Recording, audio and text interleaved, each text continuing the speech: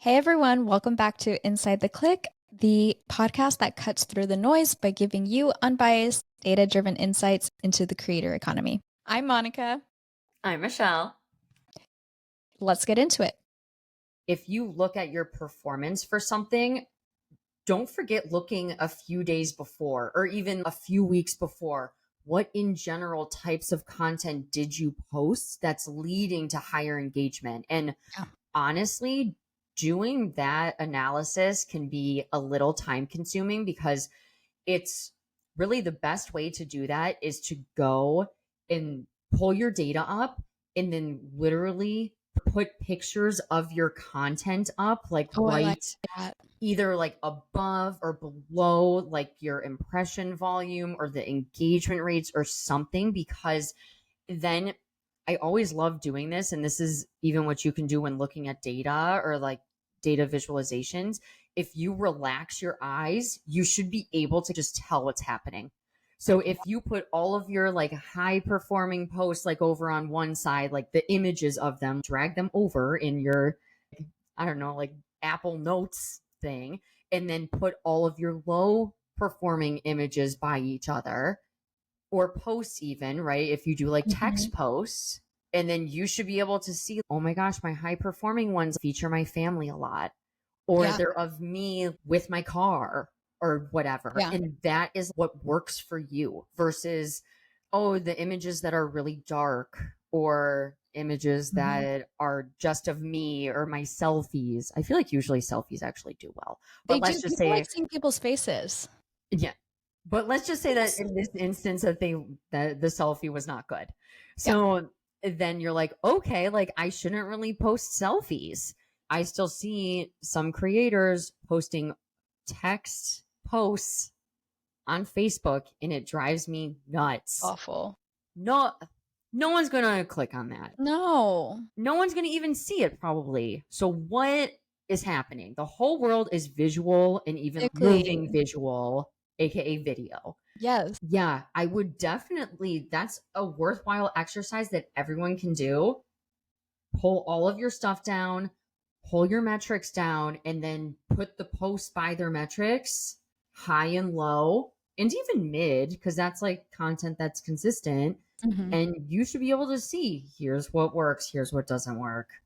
I love that. That's such a good idea. And even talking about this, I just had an aha moment where if I take my Instagram account, where when it was successful, when it was doing what it needed to do, and I have done this exercise before actually, where I looked at that and I looked at what I'm doing now, I am not doing the same stuff. What worked when I had a successful Instagram account was I was on stories all the time, chatting with my audience about random things that happening in my day to day. There was one instance where, so I love Hallmark Christmas movies, and Hallmark had released an app so that you could start checking off which ones you watched. And I was like, yes, challenge accepted. Now, they added another layer that said that you could add it to your calendar when it's out so that like you remember to catch it. What it didn't say was if you choose to do that, it's going to add every single movie to your calendar throughout the day and mark it as busy.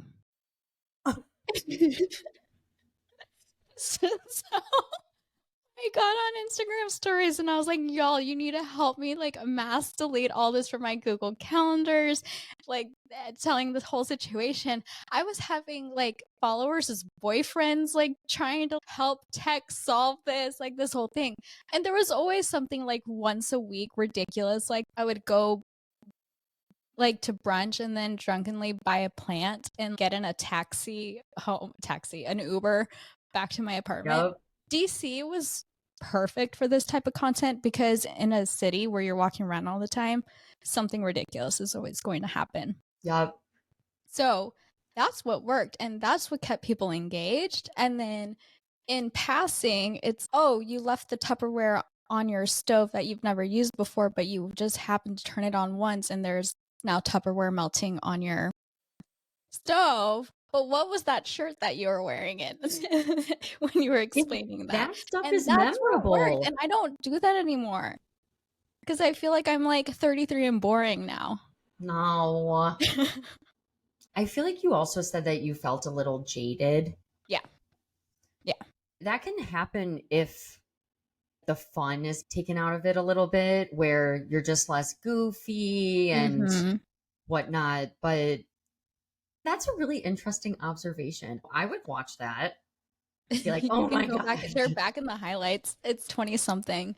There's my life in DC was one funny situation after the other.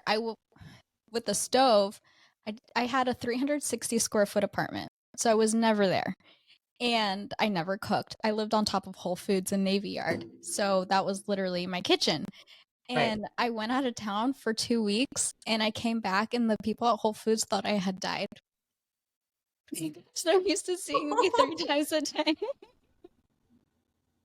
I would always be Amazing. wearing Kansas City stuff. And so they called me KC. And I'm telling you, and I tell you that they thought I died. They knew me. Okay. They should have just looked in the newspaper and not, or sorry, not the newspaper. Oh gosh, we're not in like 1990. They should have done a Google search. Be like, you're fine. Goodness. That's really funny. Yeah. But to that point is if anyone else is listening and they're frustrated, I would say almost do that exercise that we just did here too, of just thinking like when I enjoyed being a content creator, let's say you're burnout. Think back to when you enjoyed being a content creator. What were you doing? Because there's probably something that happened between then and now that made you start to alter something. And then it Um, might not be necessarily why you started this in the first place, and it's time to go back to that. So if you're a lifestyle creator, let's say you started growing your following in your mid 20s, and then your late 20s, you get engaged, you get married, have kids, but your core audience didn't follow that path. And now you're sharing all baby content and all your favorite baby products, and you haven't posted one outfit picture in 6 months. And then I've seen how friends suddenly like, my engagement is changing because my content is changing, and I'm excited that my content is changing, but it's like, now what? And there's some people where I followed them for years and now they only post kid content. And so I unfollowed them, even though I hung on for a while because I still thought I liked their personality. I thought the takes were interesting, but it gets to a point where it's just completely not relevant. And I think that's okay for all that to happen. I don't think that if you start as a fashion blogger, 10 years later, you have to be a fashion blogger by any means. But I don't know that there's always a strategic plan for making the transition. so, what are some things to think about if you are going to be doing that? Because you don't want to be going back to the fashion blogger example. If you have a family and now you're going to soccer games and packing snacks and whatever, you're not going to want to, or you may not want to post the fashion stuff anymore. Mhm. So you can't, if you want to keep having a fulfilling experience being a content creator, you're not going to want to do what you don't want to do and what you don't Exactly. enjoy. Or that's not even the realm of your reality anymore. You're not wearing a Right. cocktail dress to go to the newest restaurant 3 times a week anymore. Like Right. you're just, the opportunity's not there. Yep. So how can you start to plan for that? I think one is understanding where the majority of your audience is at, because maybe they're all in that stage too, and there's like a few people, but most of your audience is new moms. Like, and that's great. I think that's best case scenario, but at least you polled your audience, you dropped the questions on what they're they've been searching for. And I think it can literally be as easy as, what are you shopping for right now? And if everyone's saying a diaper bag, Right. there's your clue. Right. Now, if not one person dropped diaper bag in there, then I think that is where it's time to get strategic. And maybe the first thing that comes to mind is teaming up with a creator who is already in like the mommy blogger space and start like meeting up and sharing stories together. Not just like meeting up to just talk about things, but being together in that person's stories so that their audience is, oh, she's cool too. I want to follow her. You're so smart. That would work in a situation where it's okay, do you want to meet up? And the person's, Yeah. yeah, I've got some extra time. Let me help you. But then you also have to think about some ways that you would also be able to help them. And it's not to say you have to do it Yeah. every time, but you don't just want to reach out to 10 mommy No, bloggers. it has to be, it definitely has to be like organic and it be like like someone who you're not just trying to ride their coattails for sure. Right. Another idea that just came to mind was um brand collabs. And on the brand collabs, instead of it necessarily being just you posting that on your own content, but negotiating something to where they're putting the content on their own feed so that then you're tapping into their audience as well. Yeah. Because sometimes these brand collabs, you're posting and the brand will never reshare your content. I know there's the problem the other direction that then the brand shares the content and you didn't get paid for them to do that. But I do think that could be an interesting way to tap into that new audience. Yeah.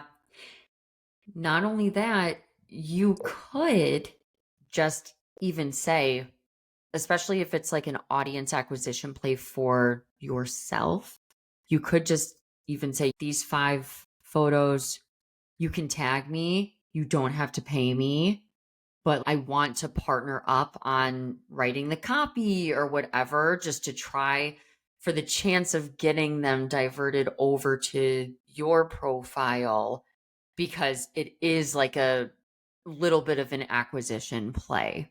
Yeah, You can agree. do creative things like that. Yeah, I like that a lot because I also really just like this as a reminder that it's okay to pivot your content and that you don't have to be an XYZ creator the rest of your life. You can be a fashion creator and now go into your DIY era.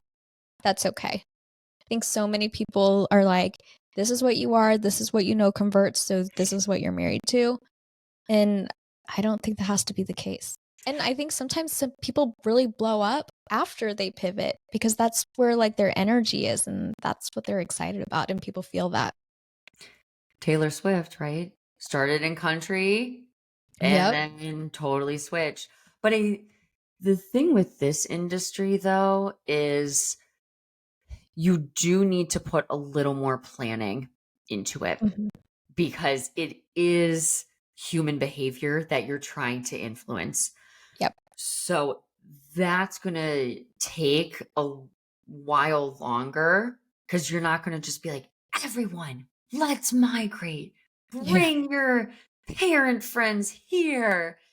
Let's go. They're going to be like, what the heck? It Exactly. has Yeah. to invoke some sort of reaction, and people have to be interested in what you're doing. And so you should really think about long term, what are you thinking? And not to say that's where you absolutely have to end up, but you have to have where you want to go, where you are now, and then start peppering in some of that content. Thank y'all for listening. As a reminder, podcast episodes like the full ones are out every Tuesday. On Fridays, we are sharing 5 on Friday, which is what's going on in the influencer marketing space in under 5 minutes.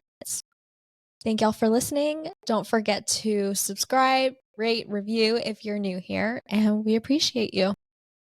See you guys later.